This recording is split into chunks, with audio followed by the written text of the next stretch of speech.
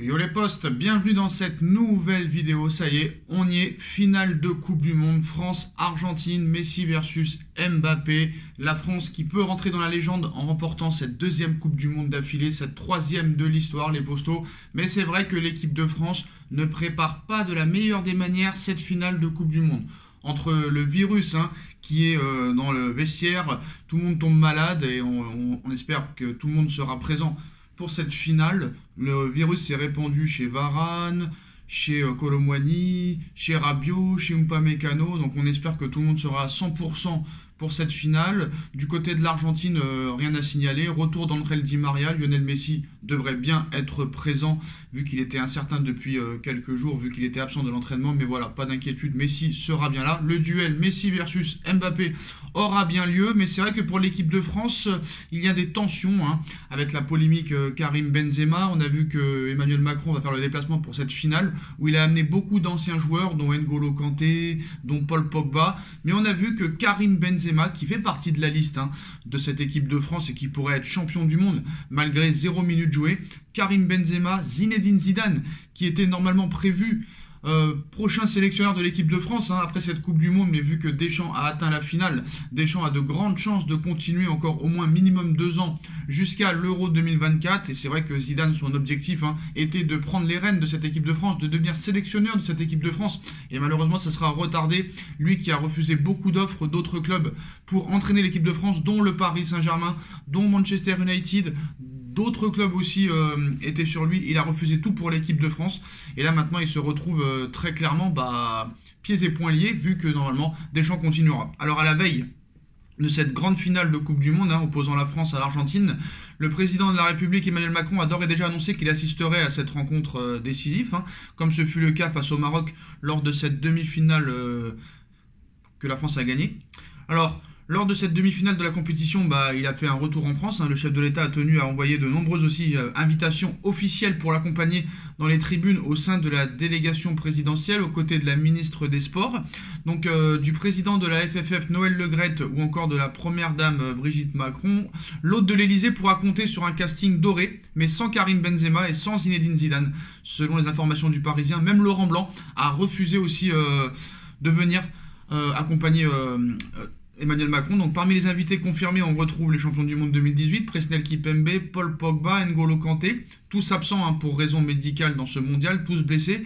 Alors cependant, Karim Benzema, pourtant convié en personne par Macron, Zidane aussi convié par Macron, et Laurent Blanc, l'ancien sélectionneur de l'équipe de France, l'ancien entraîneur du Paris Saint-Germain, l'actuel entraîneur de Lyon aussi, ont tous décidé de refuser l'invitation du président français. Même Platini, même Michel Platini a refusé aussi de venir. Alors on retrouve dans cette délégation les noms des anciens footballeurs aussi, Larquet, Giresse, Laure Boulot. On va parler de Benzema, on va parler de Zidane, on va parler de Laurent Blanc. Pourquoi ont-ils refusé? Alors on a vu que à Benzema en équipe de France, il y a toujours eu un problème, très clairement. Même quand il est dans la liste, même quand il est dans cette équipe, il y a un problème.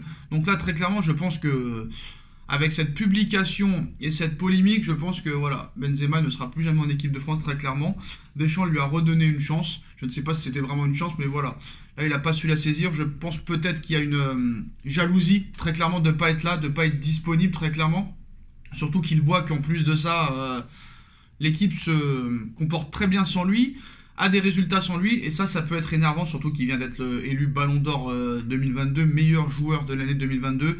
Et tu vois que l'équipe de France n'a pas besoin du meilleur joueur de 2022. Donc ça peut être aussi très compliqué pour lui dans sa tête, et surtout de ne pas encore être là alors qu'il n'était pas là en 2018. Voilà, Benzema aurait pu être peut-être double champion du monde entre 2018 et 2022. Et à l'arrivée, quoi qu'il en soit, même si officiellement il pourrait être champion du monde, il ne le sera pas dans la tête vu qu'il n'a disputé aucune seconde de jeu. Donc très clairement, voilà. En ce qui concerne Zidane, Zidane c'est plus étonnant qu'il refuse quand même cette invitation du président, parce que très clairement, Zidane n'a rien contre l'équipe de France. D'ailleurs, Zidane aurait dû être sélectionneur de l'équipe de France. Tout le monde pensait que l'équipe de France allait se faire éliminer très rapidement de la compétition, vu les blessures de Benzema, de Kanté, de Pogba, de Nkunku, de Hernandez. Qui aurait pensé que la France serait encore en finale de Coupe du Monde? Pas grand monde. Et quoi qu'il en soit, tout le monde pensait que Zidane allait prendre les rênes de l'équipe de France après cette Coupe du Monde en janvier prochain. Et vu que l'objectif de Deschamps a été atteint, très clairement, si Deschamps décide de continuer, Deschamps continuera, et il n'y aura pas d'équipe de France pour Zidane. Très clairement, Zidane qui a tout refusé pour l'équipe de France. Et on sait que ça n'a jamais été le grand amour entre le président de la FFF et Zidane, très clairement. Donc maintenant, je pense que Zidane n'est pas prêt d'être entraîneur de l'équipe de France, au moins jusqu'en 2024, très clairement. Si Deschamps accepte de continuer jusqu'en 2024. Donc je pense que très clairement Zidane est dégoûté. Et je pense que c'est pour ça qu'il a refusé. Alors pourtant, c'est bizarre parce que Zidane a été l'ambassadeur du Qatar pour l'organisation. Très clairement, il aurait dû être là. Platini aussi, c'est étonnant. Tous ces mecs-là, peut-être... Bon, Zidane, je pense pas qu'il soit jaloux, très clairement. Il a été champion du monde, champion d'Europe. Mais je pense que Zidane, c'est par rapport au poste de sélectionneur qu'il a les nerfs, très clairement. Parce que depuis plusieurs années en plus, Noël Le Graët n'a jamais dit que Zidane serait le prochain sélectionneur. Donc ça se voit que Zidane n'a pas envie d'être là, surtout aux côtés d'un président qui n'a pas envie que lui soit entraîneur de l'équipe de France, très clairement. Donc je pense que c'est pour ça que Zidane a refusé. Laurent Blanc, on ne sait pas pourquoi. Platini, on ne sait pas pourquoi. Il n'y a aucune raison, très clairement. Mais voilà, on espère que l'équipe de France fera abstraction de tout ça. Je pense qu'il y a eu beaucoup de problèmes depuis des années et les hommes de Deschamps ont toujours réussi, très clairement, à bien organiser leur match malgré les polémiques, très clairement. Maintenant, on verra ce qui se passera. On a vu que l'entraîneur argentin a expliqué qu'il ne faudrait pas faire une fixette sur Mbappé, très clairement. Le Maroc a voulu faire ça et très clairement ça n'a pas marché. D'ailleurs, le Maroc a perdu contre la Croatie. La Croatie finit 3e officiellement de cette Coupe du Monde. Donc maintenant, on verra ce qui se passera, mais ça va être un match vraiment très intéressant. Très compliqué de donner un pronostic dans ce match. Les deux équipes se valent pour moi, même si pour moi l'équipe de France est légèrement favorite. On verra ce qui se passera, mais je pense que l'Argentine ferait une erreur de faire une fixette sur Mbappé, parce que les deux dernières équipes qui ont fait une fixette sur Mbappé, très clairement Mbappé était transparent. Contre l'Angleterre, Mbappé a été transparent, et contre le Maroc, il n'a pas non plus été très très présent, très clairement. Et je pense que les équipes en face ont tort de faire une fixette sur Mbappé. Et je pense que si l'Argentine fait une fixette sur Mbappé, comme l'équipe de France, si l'équipe de France fait une fixette sur Messi, les deux n'y arriveront pas. Et tu peux te retrouver avec un match très très fermé. D'ailleurs, c'est possible que ce soit un match très très fermé, qui aille jusqu'aux prolongations, même au tir au but. Ce serait totalement incroyable. Peut-être une finale qui ressemblera à France-Italie de 2006, où la France avait perdu. Mais on espère que cette fois, l'équipe de France gagnera. Donc très clairement, tout le monde pense que ça va être un duel Messi-Mbappé. Ça se trouve les deux, on va pas les voir du match. Ou ça se trouve les deux, ça va être les deux meilleurs joueurs. C'est souvent comme ça que ça se passe, très clairement. Faut pas oublier que quand même Griezmann est l'un des meilleurs joueurs de l'équipe de France depuis le début de cette compétition. Faut pas l'oublier non plus, très clairement.